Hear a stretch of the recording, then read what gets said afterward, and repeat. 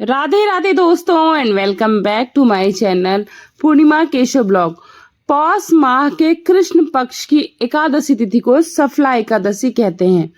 धार्मिक मान्यताओं के अनुसार एकादशी व्रत के दिन भगवान विष्णु की पूजा करने से सभी मनोकामनाएं पूरी होती हैं और उसमें सफला एकादशी का व्रत करने से भगवान इच्छित कार्यों में सफलता देते हैं। इसलिए आप भी अगर रुके हुए कार्यों में और मन वांछित फल पाना चाहते हैं तो सफला एकादशी की महिमा जरूर सुने, इसका व्रत जरूर करें और इसकी कथा जरूर सुने।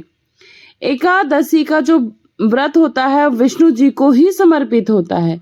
विधि विधान से पालन करने से व्यक्ति के मनोवांछित जो कामनाएं होती हैं, जो कार्य पूर्ण नहीं होते हैं, सभी कार्यों में सफलता प्राप्त होती है। यदि आप अपने जीवन में श्री हरि विष्णु और माता लक्ष्मी की कृपा पाना चाहते हैं तो एकादशी के व्रत का पालन अवश्य करें और अपने परिवारजनों के साथ विष्णु जी का पूजन एवं उनका कथा श्रवण अवश्य करें। तो चलिए अभी कथा शुरू करते हैं।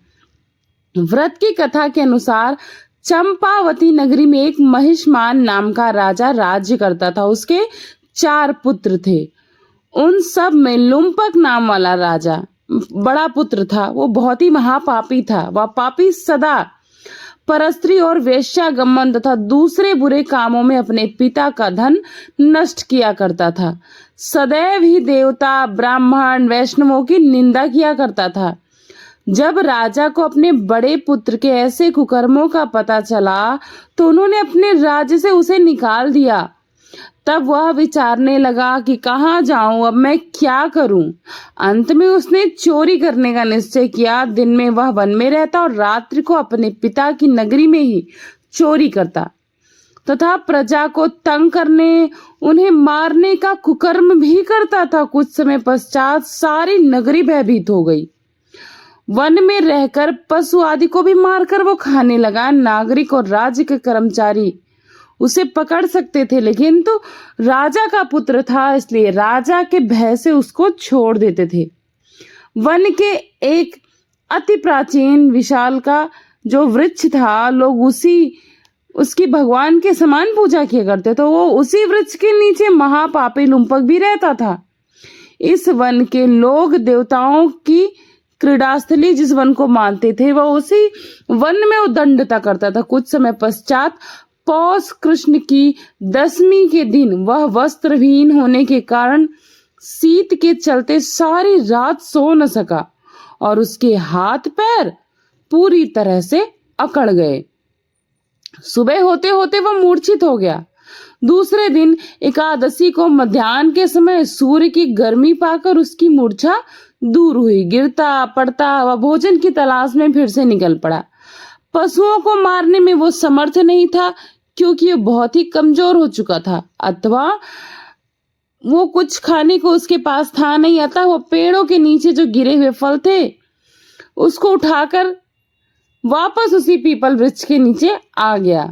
उस समय तक भगवान सूर्य अस्त हो चुके थे।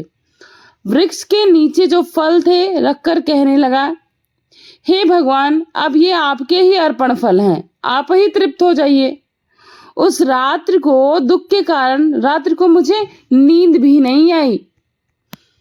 इसके इस उपवास और जागरण से भगवान अत्यंत प्रसन्न हुए और उसके सारे पाप नष्ट हो गए। दूसरे दिन प्रातः एक अति सुंदर घोड़ा अनेक वस्तुओं से सजा हुआ उसके सामने स्वयं आकर खड़ा हो गया और उसी समय आकाशवाणी हुई कि हे राजपुत्र, श्री नारायण की कृपा से तेरे पाप नष्ट हो गए हैं क्योंकि तूने एकादशी का उपवास किया और तेरे कुछ पूर्व जन्म के फल और तेरे परिजनों के पूर्व जन्म के फल आज तेरे काम आए। अब तू अपने पिता के पास जाकर राज्य कर क्योंकि उनकी ही कृपा से आज तेरे पाप क्षमा हो गए। और तेरी इस एकादशी व्रत के कारण ऐसा वाणी सुनकर वह अत्यंत प्रसन्न हुआ और दिव्य वस्त्र धारण करके भगवान आपकी जय जयकार हो कहकर अपने पिता के पास आ गया। उसके पिता ने प्रसन्न होकर उसे समस्त राज्य का भार सौंप दिया और अपना स्वयं वन का रास्ता कर लिया।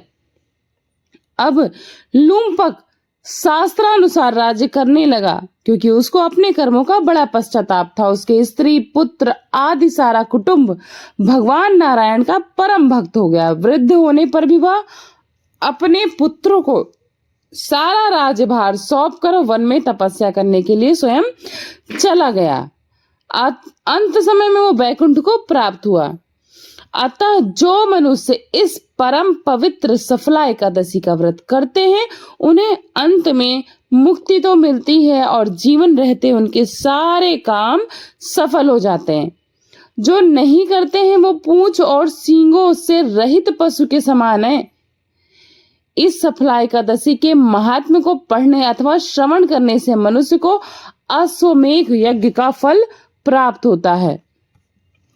और एकादशी की पूजा विधि क्या है, जो कि अत्यंत सरल मैं बताऊंगी। इस विधि से अगर आप करते हैं तो ये वैदिक विधि आपको पूर्ण फल की प्राप्ति देती है। सफला एकादशी व्रत के दिन प्रातः स्नान आदि से निवृत्त होकर साफ कपड़े पहने, संभव हो तो पीला या नारंगी कपड़ा पहने। इसके बाद हाथ में जल लेकर और एकादशी व्रत भगवान विष्णु की पूजा का संकल्प लें। अब पूजा स्थान पर भगवान विष्णु की मूर्ति या तस्वीर को स्थापित करें। उसको पीले फूल, चंदन, हल्दी, रोली, अक्षत, फल, केला, पंचामृत, तुलसी का पत्ता, धूप, दीप, मिठाई, चने की दाल और गुड़ अर्पित करें। इसके बाद केले के पौधे की पूजा करें। फिर विष्णु सहस्त्रनाम, विष्णु चालीसा का पाठ करें। उसके बाद सफला एकादशी व्रत कथा का श्रवण अवश्य करें, क्योंकि बिना कथा के पूजा और व्रत दोनों अधूरा है। पूजा के अंत में भगवान विष्णु की आरती करें और कार्य में सफलता के लिए श्री हरि से कामना करें। दिन भर फलाहार करते हुए व्रत रखें। दिन भर भगवत जागरण करें और रात्रि में हरि भजन करें। अगले दिन सुबह के बाद अपने व्रत का पारण अवश्य करें, क्योंकि जैसे संकल्प के बिना व्रत अधूरा होता है, ठीक उसी प्रकार यदि आप कोई व्रत रखते हो और उसका पारण नहीं करते तो भी वह व्रत अधूरा माना जाता है। सफला एकादशी का व्रत करने से आपके जीवन के सारे रुके हुए कार्य जरूर सफल होंगे। तो आज की वीडियो में बस इतना ही। आज की वीडियो में मैंने आप सभी को सफला एकादशी की व्रत कथा, पूजन विधि और सारी महत्वपूर्ण जानकारियां दी हैं। आशा करती हूँ आप सभी को ये जानकारियां महत्वपूर्ण भी लगी होंगी और पसंद भी आई होंगी। अगर पसंद आई हो और इस वीडियो के माध्यम से आप मेरे चैनल पर नए जुड़े हैं तो चैनल को सब्सक्राइब करिएगा, वीडियो को लाइक करिएगा, फ्रेंड्स एंड फैमिली के साथ ज्यादा से ज्यादा इस वीडियो को शेयर करिएगा, क्योंकि भक्ति दान महादान होता है।